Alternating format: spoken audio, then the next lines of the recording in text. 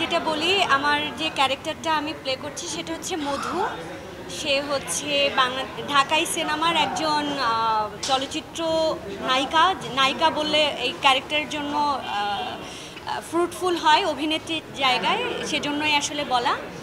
তো মধু হচ্ছে বেসিক্যালি ঢাকাই সিনেমার একজন নায়িকা, এবং সে একটা মহল্লা, মানে পুরান ঢাকার একটা মহল্লায় গেছে। তাকে নিয়ে যাওয়া হয়েছে ঘুড়ি উৎসবে পারফর্ম করার জন্য। তো ওইটারই আজকের সেট হচ্ছে, ঘুড়ি উৎসবে এসছি পারফর্ম করার জন্য। আমি অ্যাজ এ সেলিব্রিটি এসছি পারফর্ম করার জন্য। ওরকমভাবে আসলে এই ডেকোরেশনটা করা হয়েছে, একটা স্টেজ করা হয়েছে। আর costume and get up everything সব কিছু মিলিয়েই বোঝাই যাচ্ছে যে মোটামুটি একজন পারফর্মার স্টেজে পারফর্ম করলে যেরকমটা তাকে দেখতে লাগে ঠিক ওভাবে করেই রেডি হয়েছে।